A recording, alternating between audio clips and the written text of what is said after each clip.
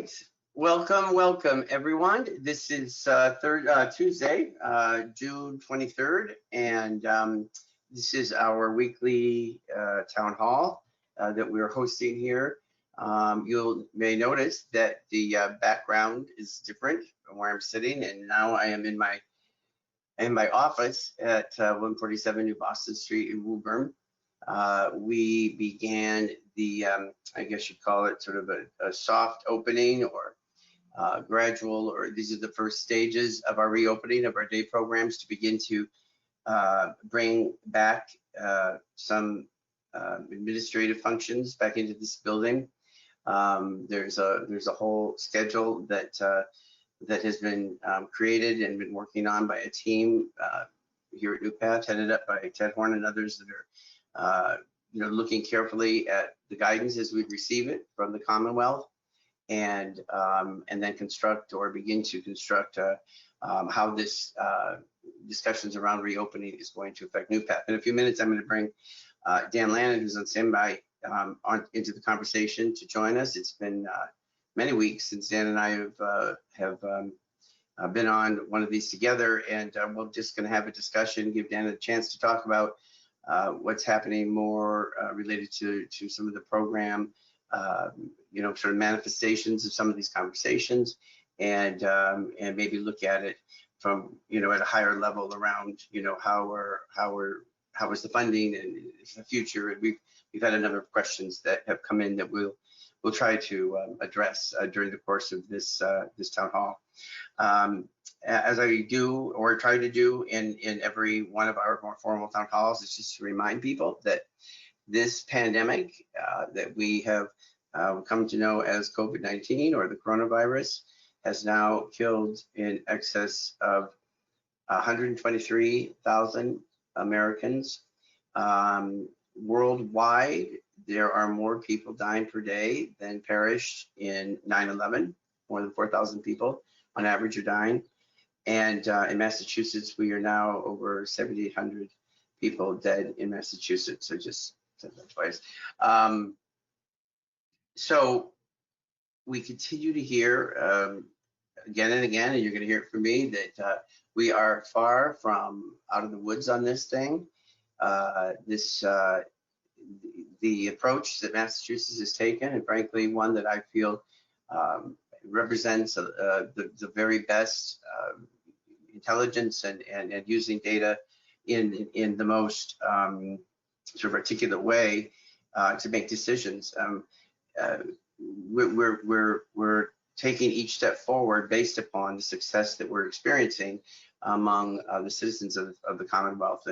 And for those of you who have continued to watch the different press conferences that the Baker administration hosts on a regular basis, you'll know that the dashboard indicators are continuing to look positive in some of the key things that they're watching. And as we begin to understand maybe a little bit more each day about how this virus works and how this pandemic will be spread and continued, or will be flattened and kept at bay, it really depends upon a number of things, but our continued adherence to social distancing and to some of the provisions that are part of that, including wearing masks, washing hands, and so forth.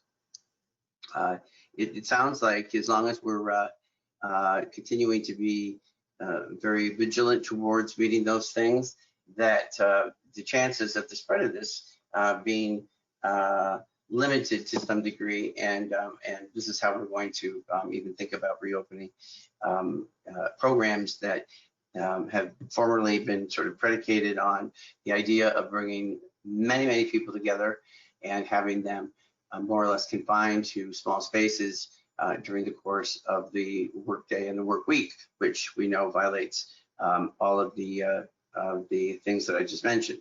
So we're gonna be talking a little bit about that and how we are going to begin to address that. But as I said, we are closer to a future when we're back to normal than we were a month ago, or certainly more than 3 months ago.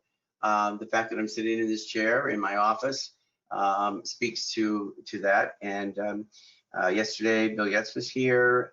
Today, we had Judy Miskell, Dan Lannon, Tinny were here and working, and we're doing this from the administrative side of things by allowing no more than 6 people in the administrative functioning, and this is all having to do with the percentages of how many employees you can have back and so forth. So this is really our first sort of steps in getting to a future that's going to include reintroducing or bringing our clients back, and so many of the staff that make our operations what they are each and every day. So that is something that we're looking at much more carefully. Just a couple of, I guess you'd call them more,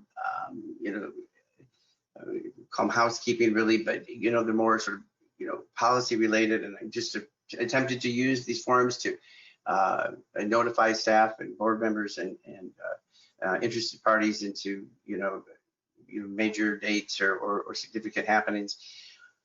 I wanted to let people know that as of the end of the pay period ending July 4th, that's a Saturday, I believe, and yep.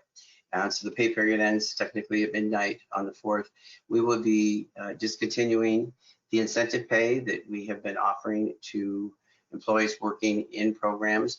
We have not had any new cases of people becoming sick with COVID or testing positive for COVID. And at some point, we knew this incentive pay that is for the staff working in programs with any people is at a rate of $2 an hour. This is not something that is feasible for us to think about continuing. In fact, the state has ended as of June 20th their incentive pay for the staff that they have working in the state operated residential programs, and many of our sister organizations have already eliminated or reduced the pay back to the regular levels that it had been prior to the pandemic. So we're going to provide this continued incentive through the end of the next pay period, and after that, people's salaries and hourly rates will return to what they had been pre-pandemic. Dan Lannon has talked in the past, and we'll bring him on in just 1 minute, about looking at this date of July 6th as a date that has been floated, has been talked about. Some of that's been sort of taken from the governor's sort of discussion and publishing of the different phases and the organizations that would, or companies and businesses that would fall into that. The exact date remains at this point not 100% clear, and in my opinion will probably be happening in a graduated and in a kind of a sporadic way, from organization to organization. So by no means do we think that as of July 6th we're going to be opening in any kind of a major full volume, but that is the date that we have in mind as by then we hope and we think that we would have much more of a operational presence at most of our 3-day program sites, and then it will be kind of a gradual return to full we hope at some point, or increasing density, let's just say, of people that are here in the program. A question that had come in was related to what's going on with the budget and whether the financial implications of this. Clearly, you don't have to be an MBA to know that if you're only making a certain amount of your revenues, it may not serve to to keep some sites open. This has been the fear that organizations like NuPath have been discussing and kind of imagining in their strategy sessions, just as restaurants have had discussions around whether or not they can afford to open and serve the public with just 10 or 20 or 30% of the tables accessible or bringing in revenue. And likewise, there are certain questions that we've had and discussions that we've engaged in around what is the sort of the minimal level of people that we can have here and still make it worth our while to have open. And yet all of this is being balanced with an eye to the now lengthening frustration that many family members have had, and the clear desire that our folks that are been displaced by this are feeling. That's a good thing, that people want to come back. I think a bigger fear would be if nobody ever wanted to come back to NuPath, but that I know is not the case.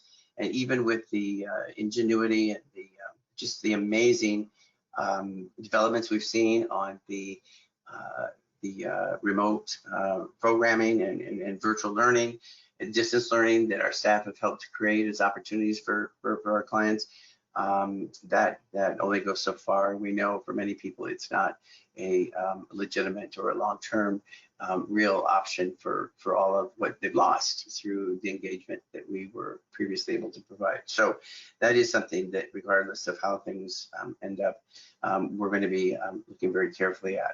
But before I go any further, I'm going to ask Greg if he can bring Dan Lannon on board. He'll have probably some more granular information about some of what the team has been talking about, and we'll certainly sort of lean on Greg toward the end to see if there's any additional questions or information that we can talk about and get out to people that would be useful or would help to clear things up. So Greg, is Dan there?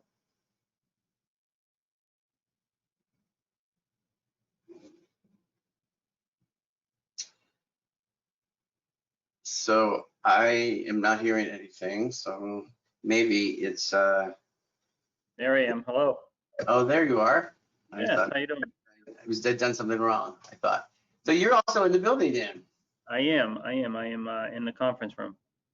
So. And how is the conference room? Is it seem empty? It seems empty. It seems it's funny. Earlier I was talking with a few people that were here, and people were talking that the AC felt like it wasn't working as well. But in here I'm feeling Arctic right now. It's very, very chilly. So my office has been cold, and it's never cold. I used to have like a dozen fans, but it's been a little chilly too. So maybe there's not all of the body heat absorbing it as there normally is during the summer.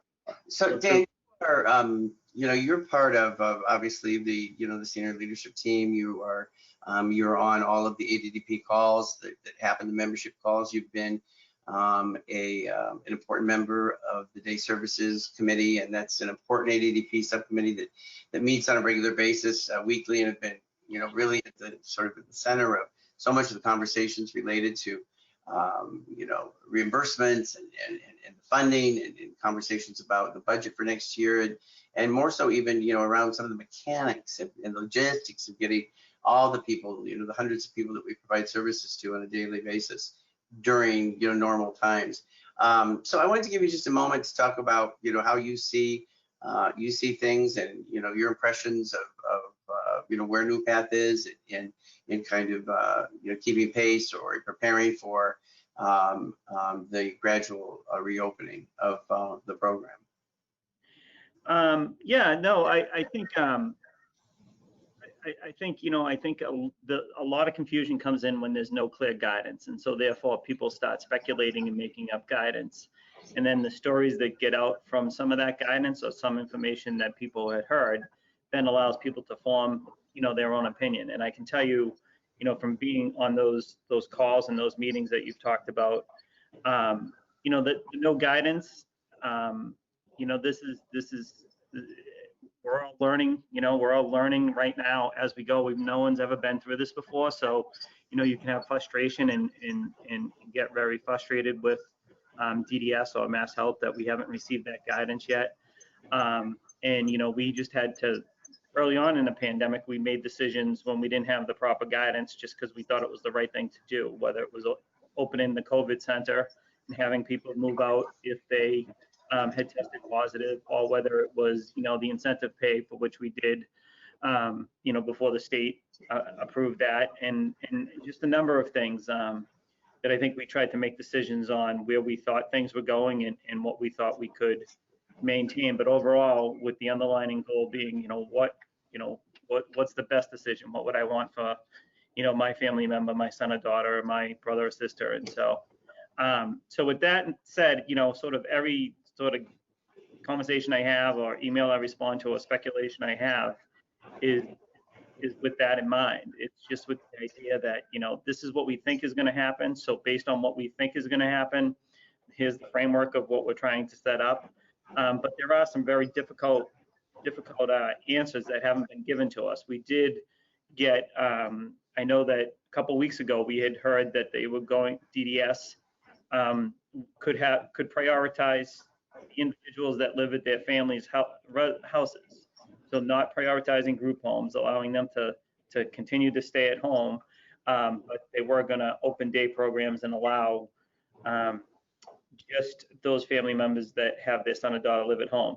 Well, luckily we are going to be able to be given the chance to pitch each area director how we think we can service those individuals that live at group homes. And so I think that that's going to be key, because it allows us to look at, a much greater portion of how we can do services. We do a lot of no walls services and services in the community.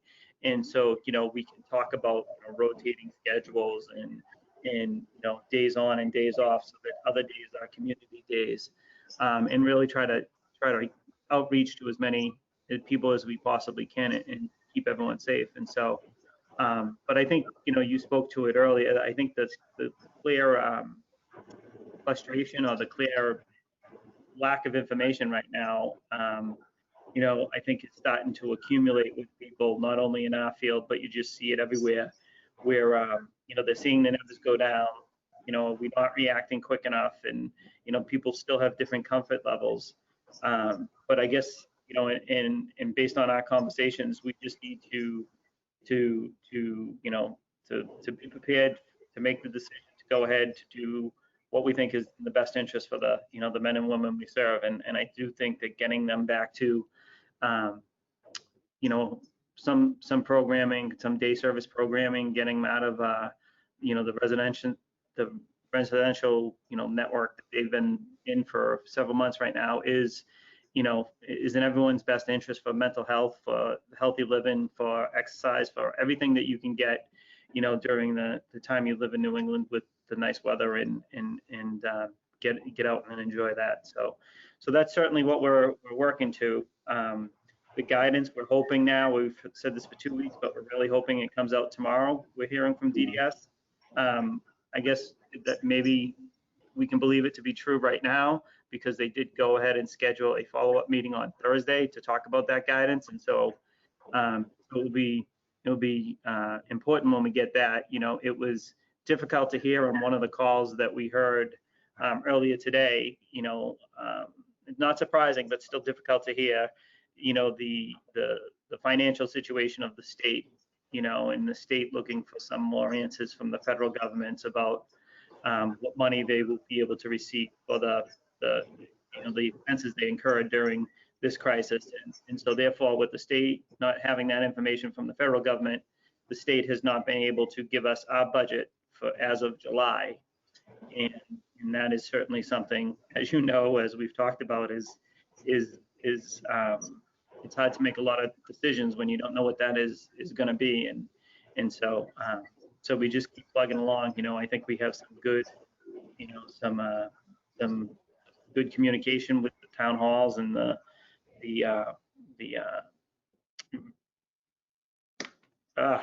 the train of thought. But the town hall meetings and updating people like this, I think, is as frequent as we can. I think, in my mind, tries to limit some of the confusion of where people's stories go, and where they're, people's ability to answer the miscommunication that they might have heard. We're really able to help provide some guidance for that. And that's just what family members and people have told me. They're not still happy with the amount of information they get necessarily all the time, but they're happy to be able to answer, to have a question answered, have some confusion clarified, and be able to work through some of the things that they're trying to work through and plan for. Dan, I think sometimes we are a victim of trying to plan for every eventuality in an imperfect world when we know so many things. And I was commenting to a colleague on this past Friday, that if you can imagine, if this had gone differently, and let's say we were given, we were told that as of a certain date, all day services were going to be closing. This pandemic was going to be upon us, and we had to plan for it. Yeah. It probably would have taken us a better part of a year to figure out how we were going to close everyday service and day habs, and how are we going to manage communication, and how are we going to, support our staff, even as so many people are scattered, into, sort of remote work, remote, participation in the workplace and the workforce, and so it's no surprise that as we think about reopening, that all the planning that goes into something like that, and yet without any warning, really, everything came to a screeching halt, and we had to figure it out. And I just think there's going to be a lot in the next 6 to 9 months, or hopefully not too much further than that, but who knows, where there's going to be some points of confusion. There's going to be things that don't work out as cleanly or simply as what we'd hope they would. And this is again about us just having to start to move things forward, if we're ever going to get back to where we're going to be. And I've heard some families and people ask, and in fact I've even heard some providers say things like, well, we don't even know if we're going to open our day apps, with this use it. And I alluded to that in my introduction here, but what do you think about that? I mean, I think we're always going to have that safety net that families have come to expect, and that serves to provide structure and focus for so many of our folks. I just don't see that ever being something that goes away. I think that we'll be working to get it back. If there are some delays in opening up fully, as we had been pre-pandemic. But what are your thoughts on that?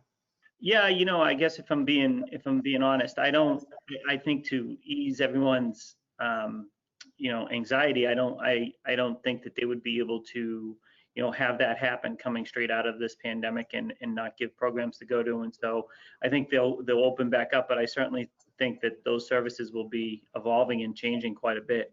I think some things can actually be more beneficial. I think there can be more of a link between Mass Health and DDS to provide a full umbrella of services for a man or woman getting services from the state and federal government. Right now there is a clear separation, different guidelines, different rules that we end up having to always play between the two rules that are always evolving and changing, and funding changing.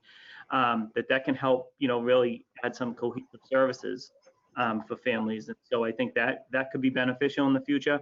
I do think the remote learning is something that can be very beneficial, and as technology advances and as places get better with that, I think it can incorporate a number of different things. But I'm sort of on the same wavelength as you. I can't imagine a day where there wouldn't be a day rehabilitation program, and that type of gross motor and fine motor and type of the eyes-on nursing, which I think so many people need on a daily or weekly basis. I think those things are vital to the health and of so many people that we serve, and I think that's why we've seen people live much longer with some of the things that years ago they would maybe have not been able to maintain life longer through. And so and it's funny because my parents, I don't talk about my parents much, but my parents are older, and my parents, had always sort of worked under the guidance of, that, like, I'll screw it up anyways, but the Gandhi saying. They never really said who they took their quotes from, but, society is really measured by, how they treat the weakest members in society. And I think that's what we're seeing now. So far, the state and the federal government has come through to help us, at least figure out how to deal with this emergency situation. And then I think now we just need to really tighten our belts and make sure that we're there for the people that need it the most during this time, that they don't get left behind. And luckily I think there's a lot of good people advocating for them. I know that on a call today, and you and I didn't have a chance to touch on it when we talked earlier, but the ARC is doing something,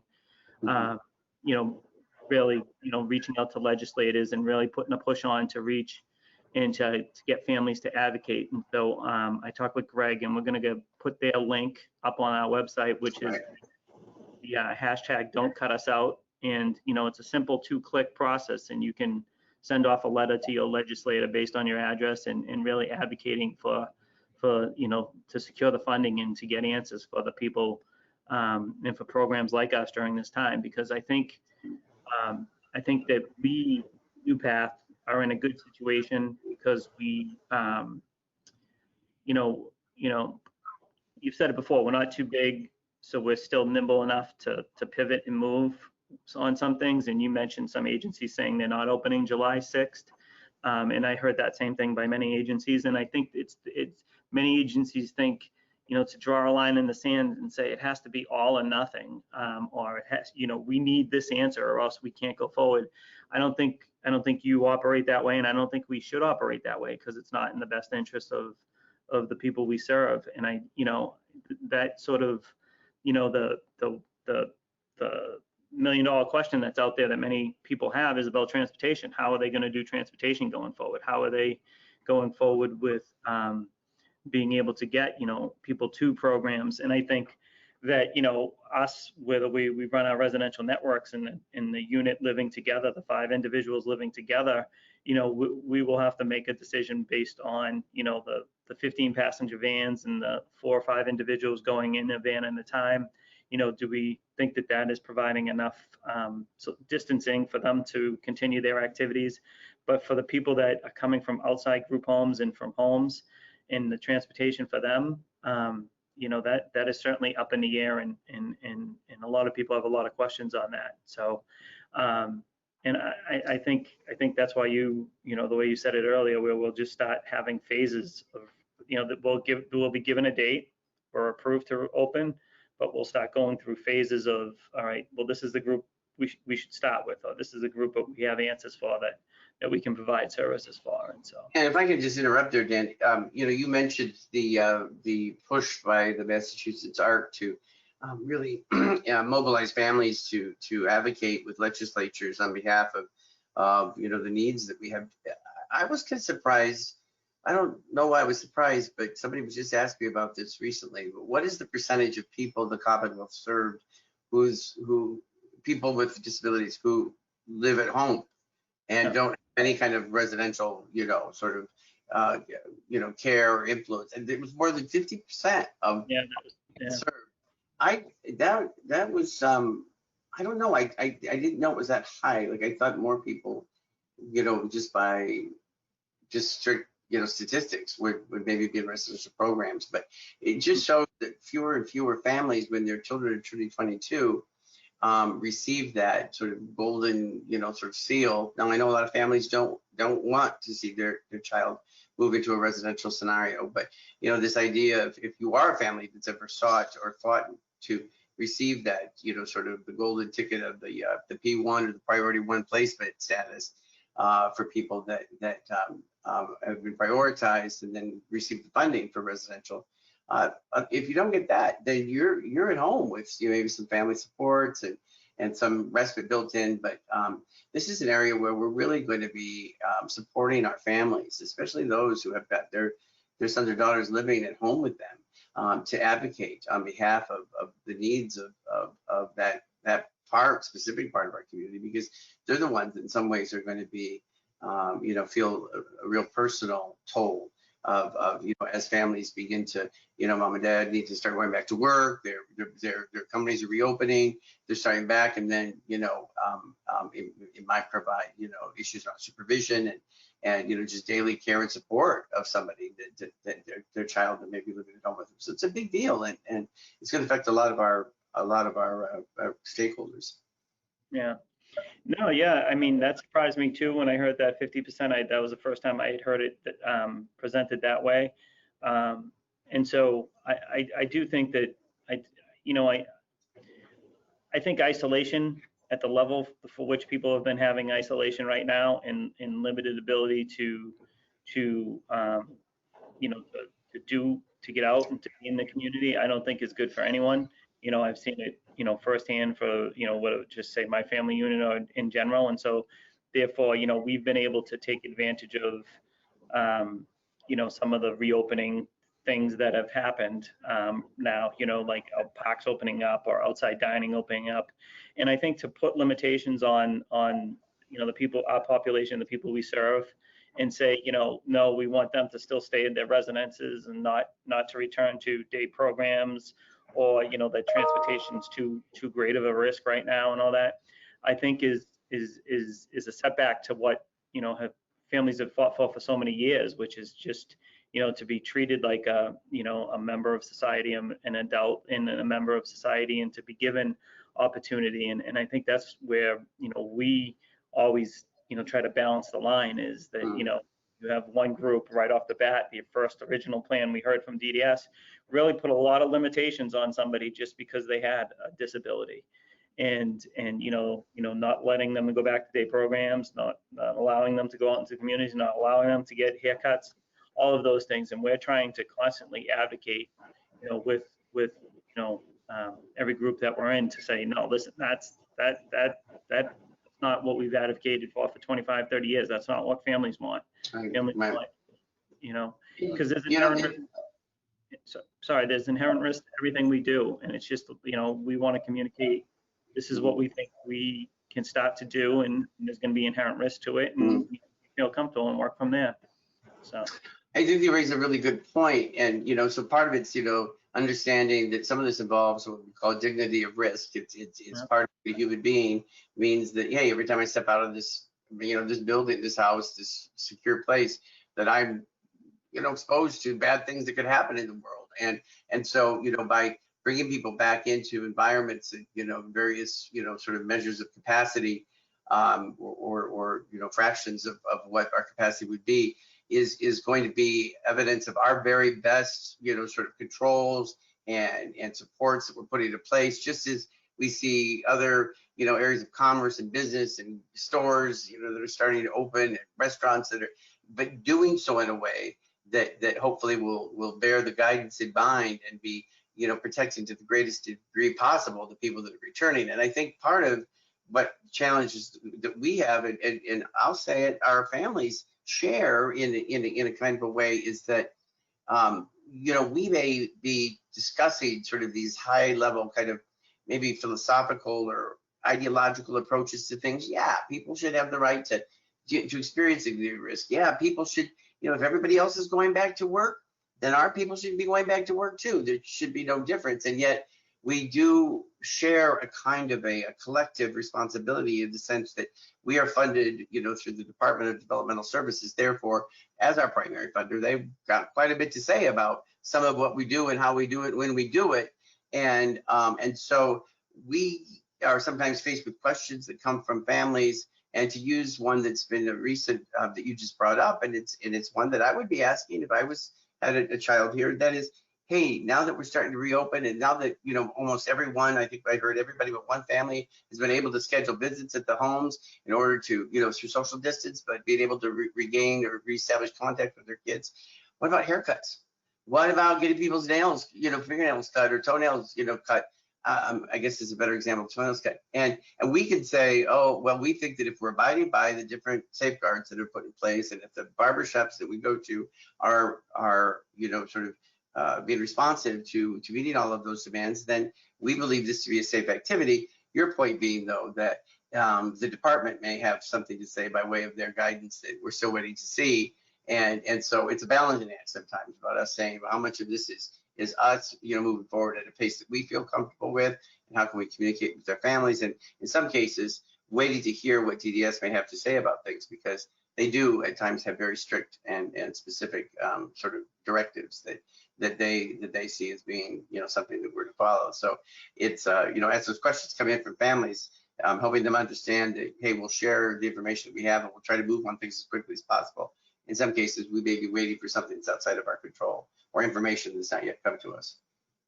Yeah, no, I think that's exactly right. I think also, we when we have an idea of how, if they put out a reg, or they put out a proclamation of something that they don't want us to do, being the visits, right? They were very strict about families visiting the homes whatsoever, and they got pushback from us and some other agencies like us that said, outside visits, right? It's happening everywhere. Why aren't we able to do that? Here's how we can do it. Here's how we'll facilitate it. Mm-hmm. I think when we're able to do that, they certainly, not on a public widespread, oh my God, go ahead, we're opening up, for outside visits, they'll certainly say, based on the area director and region wise, yeah, I think we're going to open this up, or I think we're going to open this up.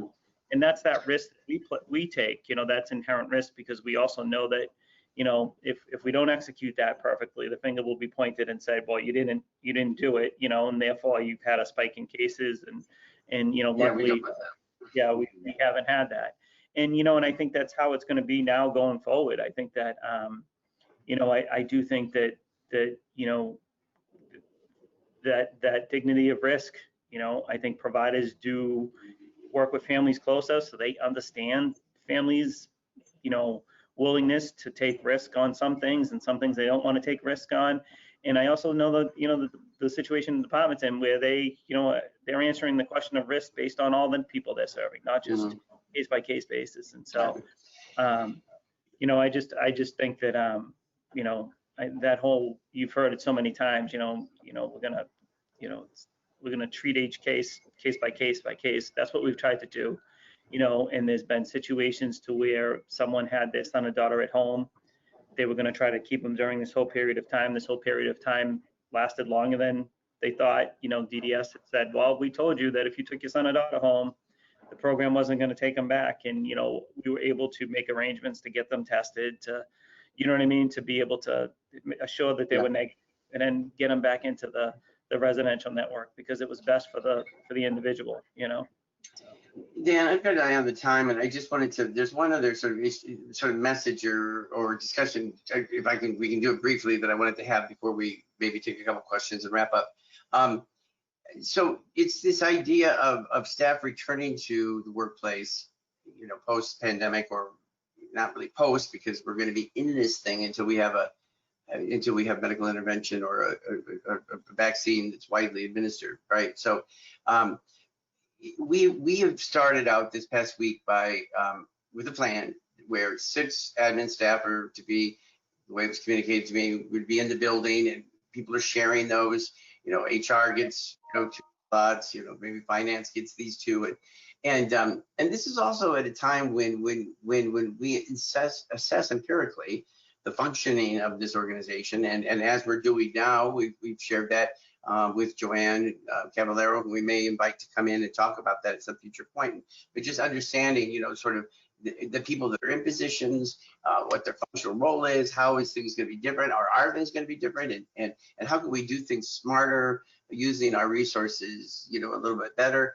But we could, in theory, and empirically, we could probably operate the business office, remotely, in a way that 3 months ago we never would have imagined how that could happen. And I myself have learned that as much as I love coming into the office, and as much as I've loved so much of what this space is to me is a place of joy and inspiration and a kind of collaboration that kind of fuels my creative energies and keeps me like really thinking about sort of the big picture and the success of all areas of the organization.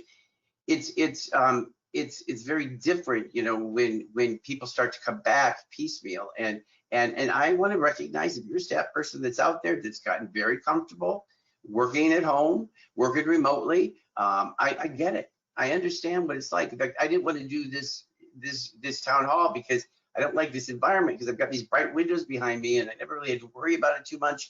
Mostly I would do videos at night, and it wasn't really a problem, but we've been so sticklers about trying to provide the best environments for our virtual, sort of Zoom and go to webinar kind of experiences and so forth. And so I know that staff that are designated to come back, it's an adjustment getting up and getting out the door and having to put on big boy pants and not being in shorts, and not being able to just stand up and walk over to your fridge to make a sandwich for lunch, and it is going to be an adjustment bringing people back together. An hour or two ago, another person that was here, Tinia, she works in our billing and did some data stuff. She happened to just come into my office, said hi. It was so nice to see her, just to see her face. We were having this whole talk, and I asked her, I said, is it bad? Is it hard for you thinking about coming back? Tell me the truth. It's okay to say, hey, I've gotten kind of comfortable working from home and the flexibility that provides, because who wouldn't want that? And we're continuing to hear them say, well, if you can, continue to do that. And so we had this whole kind of like honest conversation about what that might be like for staff as they think about for the first time in a quarter of a year or 3 months more, having to get up in the morning, get in their car, drive in, somebody expecting them to be in some place where they're there for the whole portion of the day. And this is while families still have kids at home and are still trying to work out other details. It is going to be some adjustment for our staff. And yet I pointed out to Tinny, and then I'm going to turn to you as your thoughts. I said, but guess what we miss when we're not here together? I would not have been having that conversation with Tina. I wouldn't have been, all my Zoom calls would have, opted to say, tell me your feelings. What are your thoughts on this matter?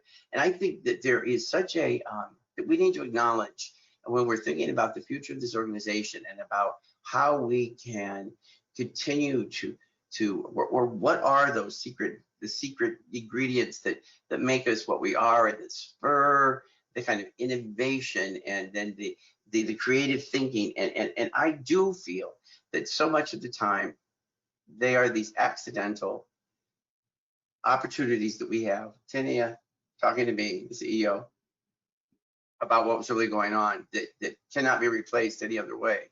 And that if we want to return to that very best version of NuPath, it's going to be reconvening on some level in order to be present and to become part of a working, functioning team again. And so my message to people is, don't forget, these were great experiences for the most part, for most of us. For many of us, we've been around for years. And it may seem, an inconvenience to have to get up and put on clothes and go out and come to work. But I'm just really gonna I expect, and I know I won't be disappointed in what I'm sure is going to be a professional and a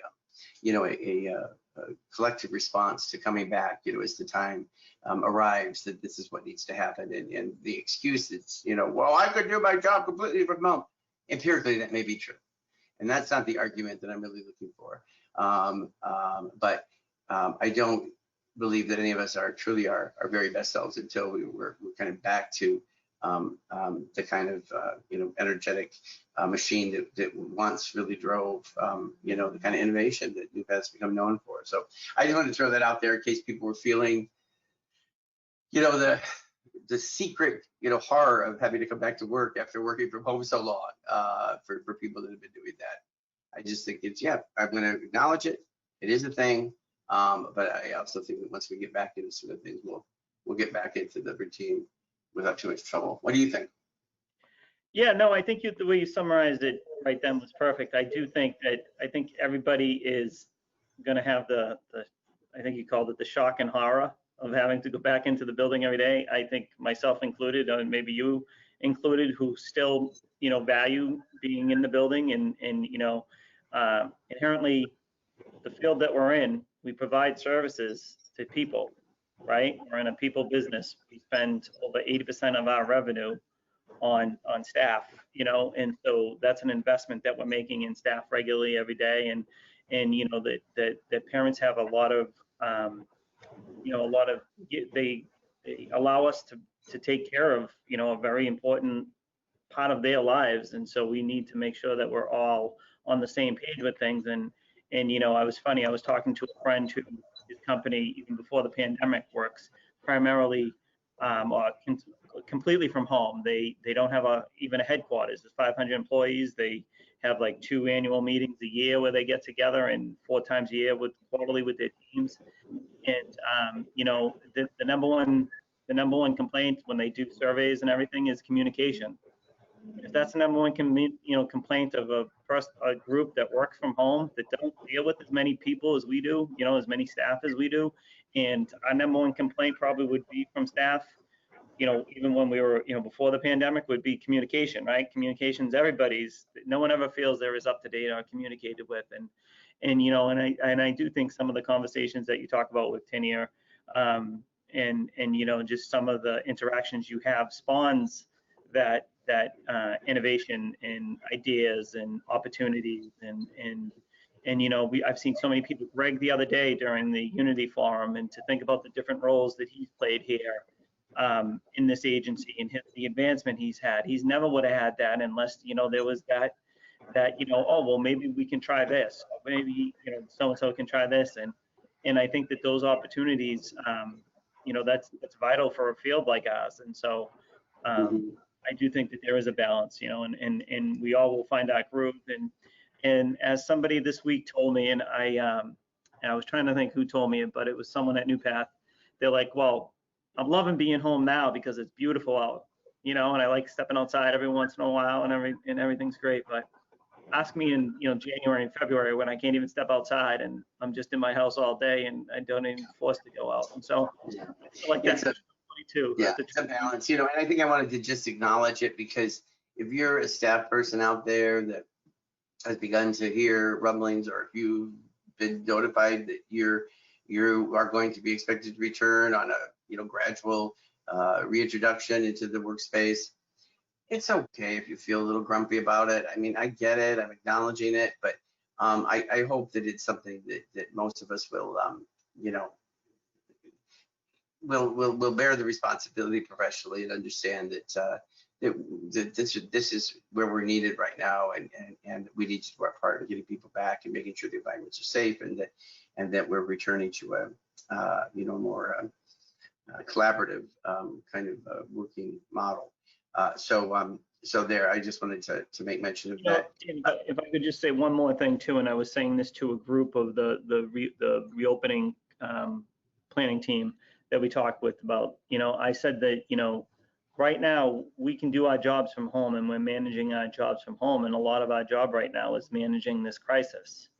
You know what I mean? And as we come out of this crisis and move forward, we have to get back to the thing that is, made NuPath, so great and such a strong leader in the field is pushing, pushing ourselves and pushing the limits of what the state, and the services provided for the individuals. So it's in their best interest. And so I do think that, although someone may have the worry or the frustration of, hey, I have to get back to work and everything, I do, I just remind everybody that we're dealing with the crisis of COVID right now, and we're being able to do that right now. But eventually we're going to be back to work, a new work, which isn't going to be the old work that we used to do. It's going to be something new. And I think we all need to be, on the same page with that. Yeah. So. Good. Well, that's just a good thing a good insight to have. Before I ask Greg if there's any questions or you have any final remarks, Dan, I'm just going to mention to everyone that we have our Unity Forum scheduled for this Thursday at its new time at 3 o'clock. You'll be definitely want to dial in for this week's episode. We are going to be talking to some experts in our field, experts related to we're going to be talking to Matt Johnson about sort of the clinical implications of this pandemic as we begin to think about bringing people back. Have we seen sort of the behavioral needs, have they escalated, or are we learning that people have had an improved sort of response to their environments because of maybe some of what they haven't had, and that might be overcrowding in vehicles or spaces where they're coming in contact with people. So just very curious to talk to Matt about his impressions about that. We're going to be talking to our board member, Scott Hagan, who was also an expert in the employment recruitment and job hiring market, and talking to him about what the unemployment, the just huge increase in the number of unemployed people, what sort of placement organizations, agencies are thinking about, what their expectations are as far as what the labor market's going to look like, and what he's hearing, from his perch, and his view of things. And then we're going to be talking to Rich Haggerty, Representative Rich Haggerty. He'll be joining us again, and maybe we can get an inside scoop on what's going on, in conversations around the budget, tax collections, forecasts for how deeply this recession may hurt the collections of the of tax receipts in this next fiscal year, and how that's going to influence organizations like NuPath as we consider our funding source. So, Greg, are there any questions before we wrap up, or that we haven't addressed, and give Dan a chance to say? Yeah, just generally, and you guys already addressed it, but there's still, more questions coming in around when can we take our family members home, and when can family members come stay the night at home? So More patience. We're waiting for just guidance to see if it's any more thorough. Jan, do you know anything more about that? No, I just think that, I won't be on your Unity forum Thursday. We will get the guidance at some point tomorrow, we're told. We will have a call mid Thursday, Monday morning about that guidance, and certainly that will be the first time a lot of providers like us have seen it at all. And so, even whatever gets shared on Thursday, if you get into that at all, share a little bit of that. Is not going to be perfect, and just remind families again that make sure they send in their questions to the director or to you or I, because we will try to work with everyone's questions or what they would like to see, and try to come up with individual plans the best that we can. I think that's the fairest way to do it. Just don't react to necessarily the whole thing on Thursday as you see it, when really that will be less than 24 hours we'll have had our hands on it. So. Good point. Anything else, Greg? Yeah, the only other question, Dan, came from a staff person, and it was in response to the change in incentive pay. And the question was, would this be reinstated if we were to see a quote unquote second wave? Yeah, we'll have to take every one of these things as it evolves.